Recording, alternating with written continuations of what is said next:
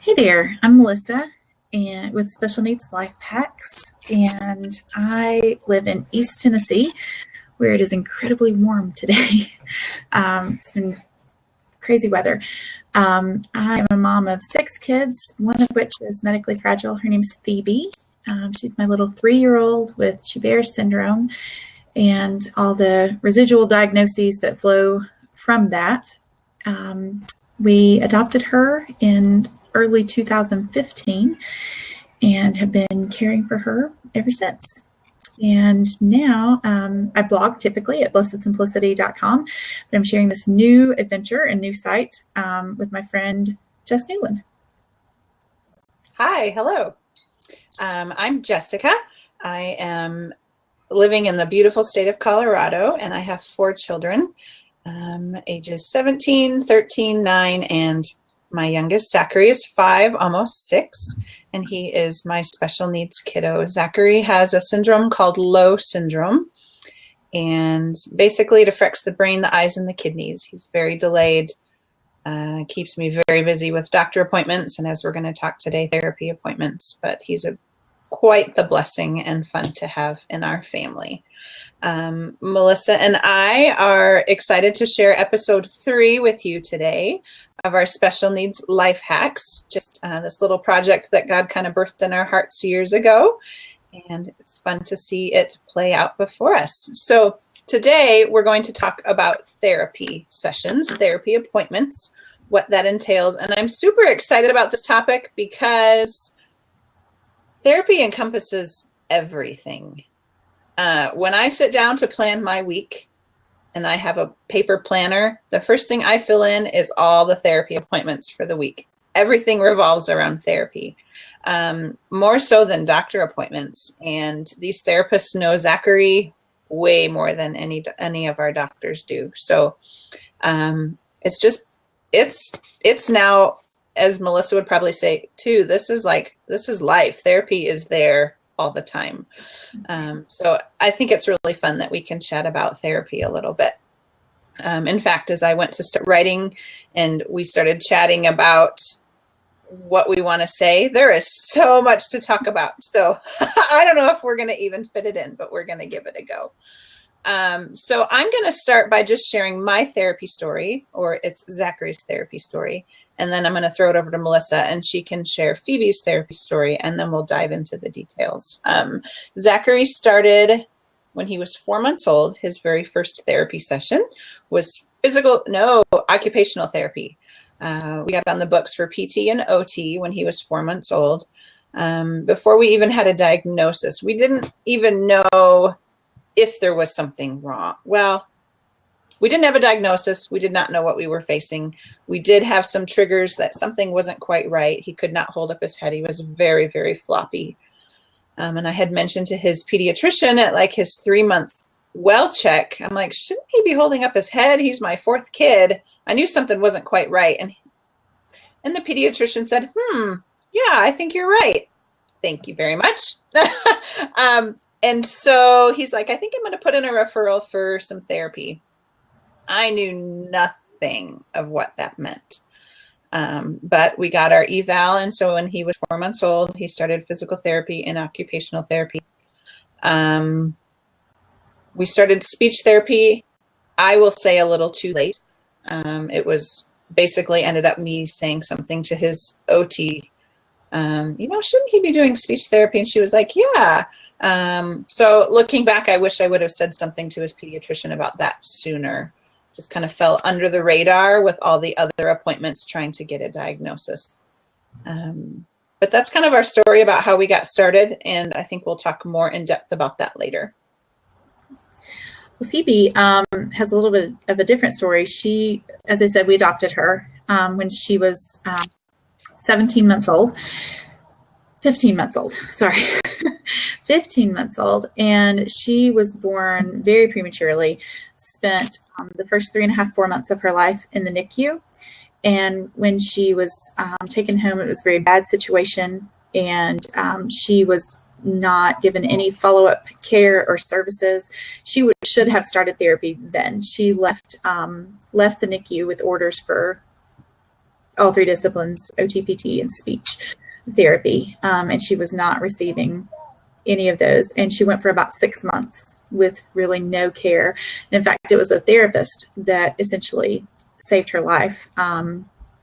Finally, the therapy company, who also manages, some home health things in this area, had just kept sending a worker or a therapist out to the house. And on this particular day, the therapist went to the door, and another child, one of her biological siblings, opened the door, and the therapist could just see that it was a really bad situation. And the child let her in the house, and she found the caregiver, but also found that Phoebe had aspirated.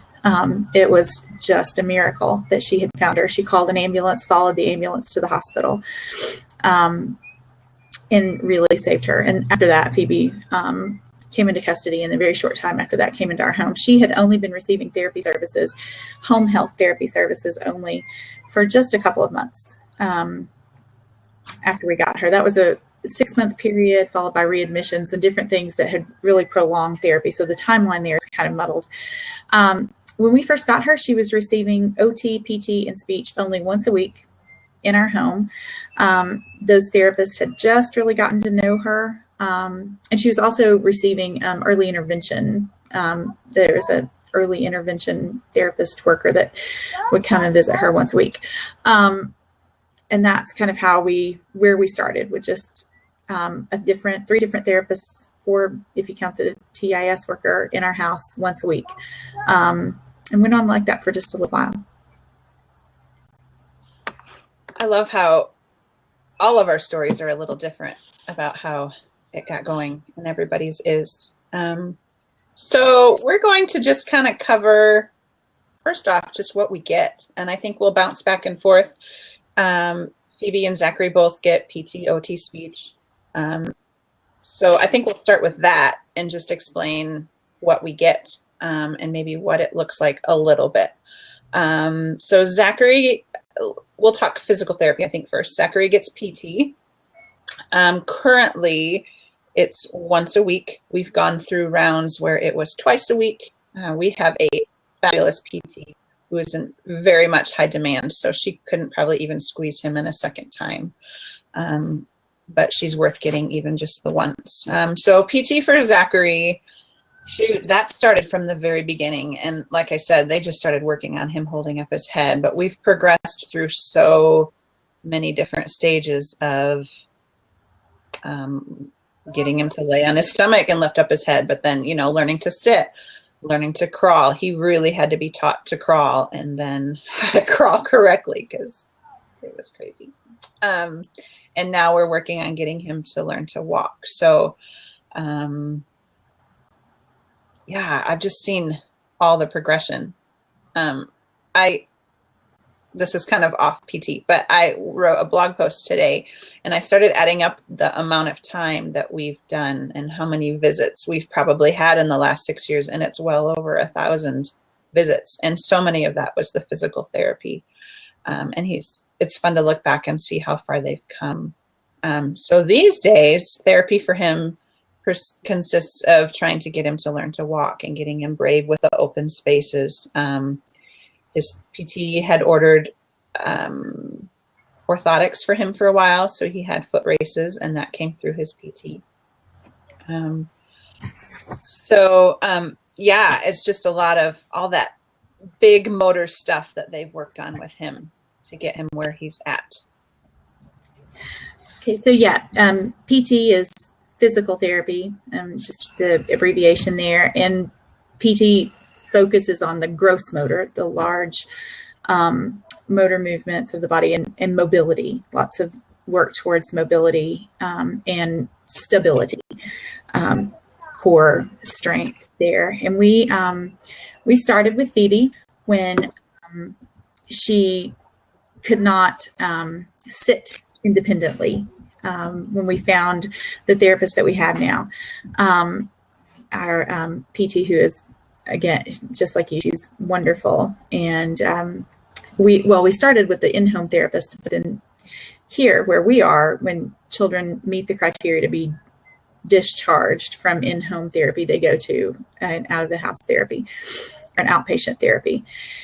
So we started with our therapist, and it's fun to look back. And sometimes, she'll tell me, she'll say, man, we've been at this for a year, but look how far she's come. We started just getting her to be able to sit independently and not fall over. And then we worked on trying to get some reciprocal motion in her legs and trying to get her to crawl. And that, gosh, it seems like we worked on that forever, for the longest time, to even get her to be able to crawl. And then we worked on standing and cruising and being able to stand independently, stand while holding on to something and cruising around things. And then finally worked on walking independently, learning how to use her gait trainer, trying to find, just some kind of mobility. And that's the other great thing that therapists can do. They can recommend equipment. They can't order it. They have to send the recommendation to a doctor, either physiatrist, developmental pediatrician, somebody like that. But they can make great recommendations for equipment and needs. And then we also did OT.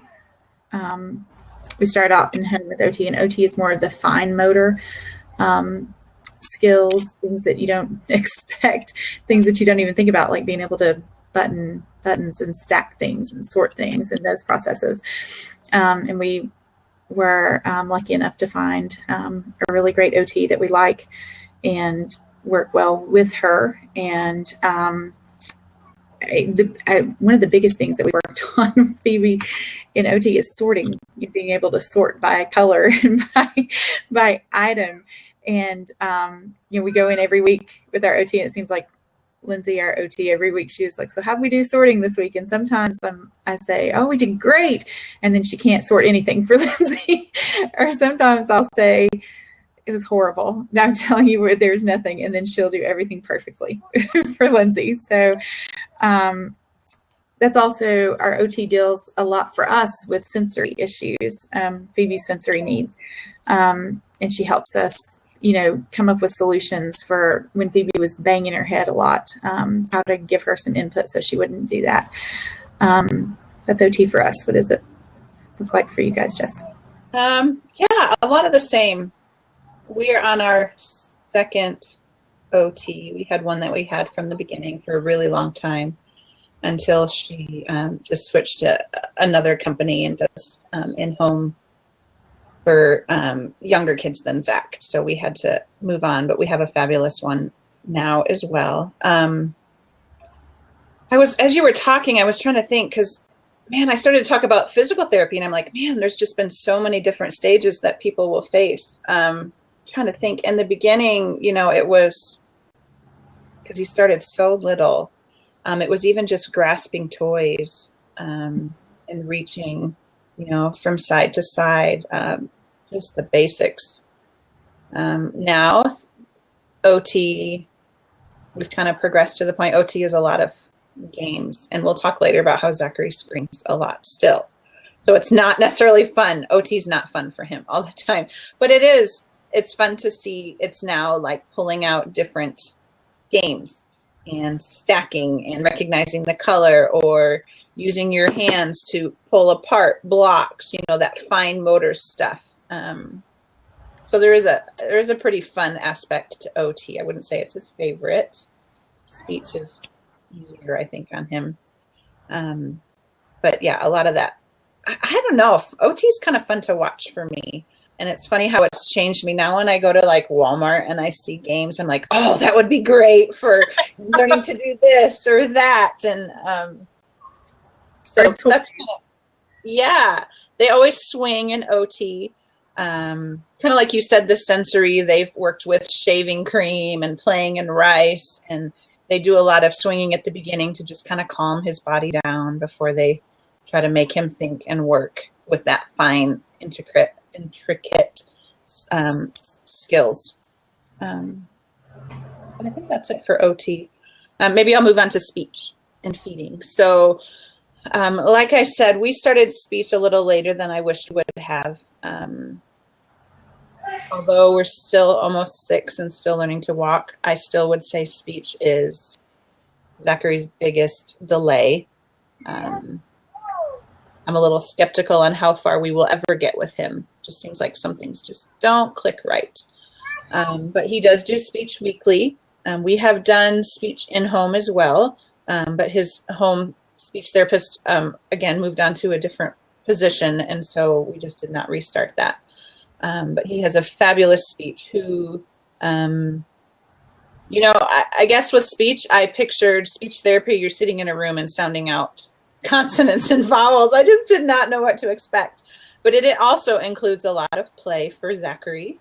In the beginning, when we started with this new speech therapist we've had for several years now, it was a lot of music and getting him to imitate a sound, one sound in the song, but he loves music.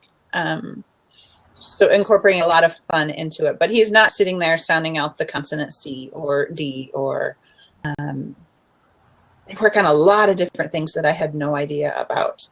Lately, we're working on, his speech therapist got Zachary a talking device that looks like an iPad. And because he's just not able to verbally get things out, he's learning to talk with this iPad and push buttons to be able to say, I want to eat, and tell us what he wants to eat. So lately, there's just a lot of training him in repetition and how to use this device. How can he communicate when he can't verbally say what he needs to say? So that's what's it's encompassed a lot now. But before, man, it was just a lot of times full sessions of singing or just trying to get him to interact, spinning on a board and just getting him to try to say the word spin. And it was more like a, but it's something. So speech therapy is much different than I thought it would be. But it also encompasses feeding. And I'll talk about that too, and then you can talk too, because I'm sure it's completely different for you. Zachary does eat by mouth. He does have a G-tube, but he can eat by mouth. He's very picky. So his speech therapist has worked a lot with broadening his horizons with getting him to eat. She's not necessarily teaching him how to eat. Well, kind of, because he won't feed himself.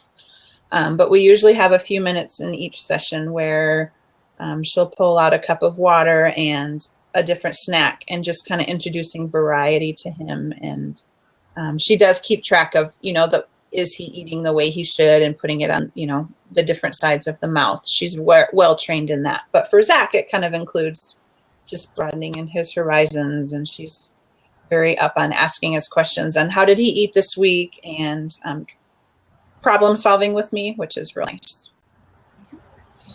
Our speech therapy is at times a little more lopsided. We spend a lot of our time on feeding. And that was a big surprise to me when we first started doing therapy, that speech encompassed feeding, but it's all oral motor and oral skills, that a speech pathologist would be the one working with Phoebe, the feeding. So because feeding is such a big need for Phoebe, she has only recently, just in the last maybe 3 weeks, started eating by mouth. Anything that we could measure, appreciate, any kind of appreciable amount in calories or volume. So for the last couple of years, speech therapy has largely been focused on eating, on getting her to just touch food or smell food. Or because when we first started, she would just absolutely melt down at the smell of food, just start crying and become very apprehensive. Getting her to, she has a hard time handling her own secretions. So getting a drink in her mouth was just panic. She felt like she would drown or something. So we have to be very careful to make sure that we're not neglecting the actual speech and language side of speech therapy, and focusing more on the feeding side. However, I will say that once language developed, we taught her to sign. We gave her some form of communication. And once she realized that she could communicate, then language developed a lot more after that. So from a language standpoint, she's really bridged the gap. In her last evaluation, she's almost to the point where she doesn't really meet the criteria for actual speech language therapy. I mean, she still does, but she's bridging that gap. But from the feeding side, yeah, we're still.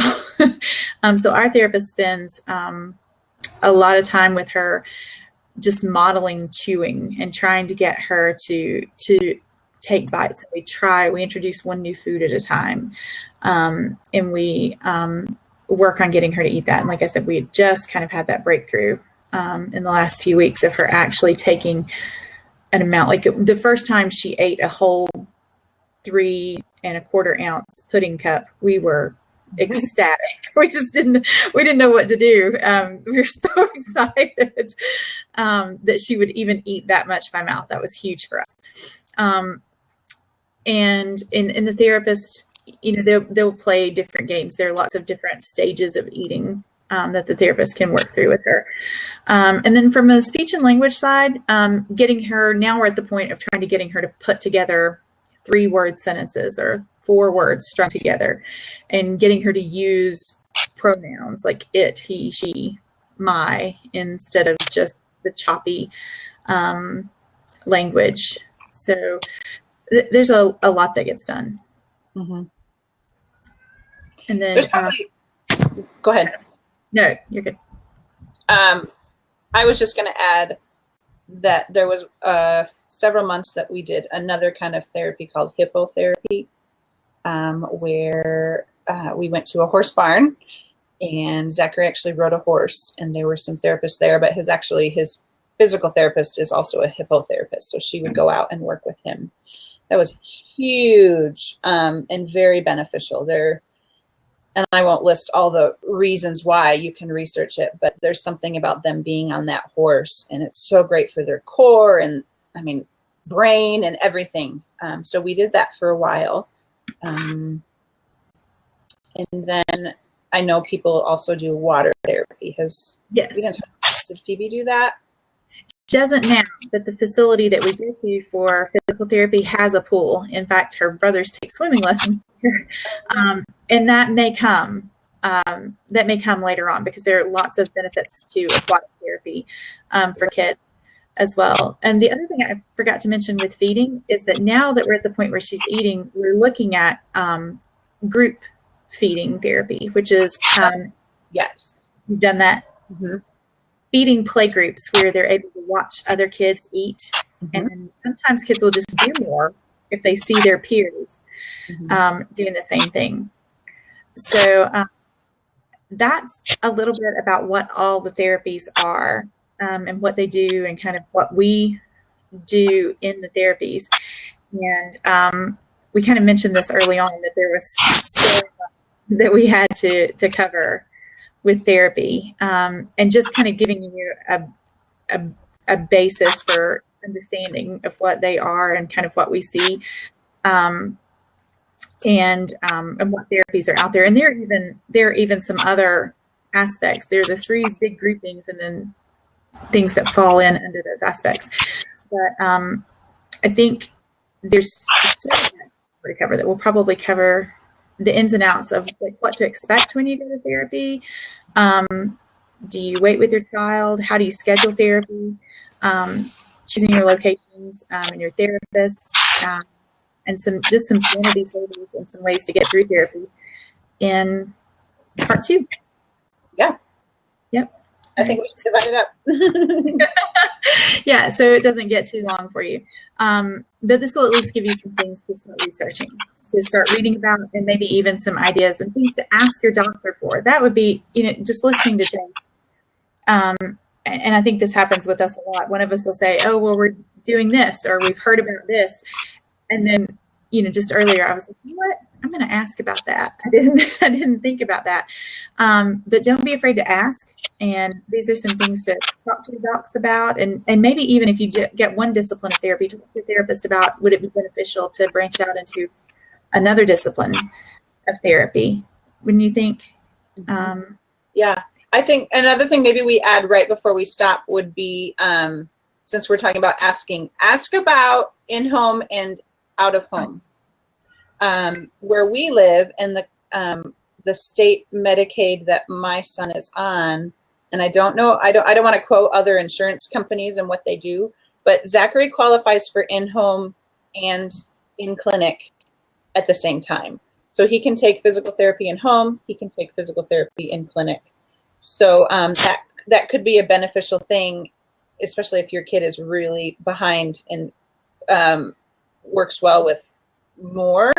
That's an option. So, and maybe next session, part 2, we can talk a little bit more in depth. But since we're talking about asking, don't be afraid to ask about that as well, because a lot of people don't realize, especially where I live, people don't realize they can get both. That was the exact the thing that I had said earlier, that I didn't think about that, because we were told that once Phoebe was discharged, or once she didn't meet criteria for in-home anymore, that everything had to be out of the home. But we later found out that there are just independent contractor therapists that will just come to your home, and you don't have to meet criteria for in-home. You don't have to be like immune compromised or at risk to get in-home therapy. So we use different billing. It's a different billing code, they've told me. So they can bill, they bill a different way, and that's the way he can get both. So just something to throw out there. And and remember, every state is different. Every insurance company is different. So just check it out with your providers and your insurance company. Yep. But okay, so that's great. We'll wrap this up, and thank you guys for joining us. And you can find our posts about therapy if you don't want to wait for 2 weeks for episode 4, which will be part 2 of therapy. You can read our posts on our website, which will go into a little bit more detail, and maybe get a head start there. Jess, again, you can find her at jessnewland.com, and you can find me at blessedsimplicity.com, or you can visit specialneedslifehacks.com, where you can find links to our previous episodes, and then we'll keep adding the links to the new episodes. So thanks. Good. Thanks for joining us. Bye. Thanks.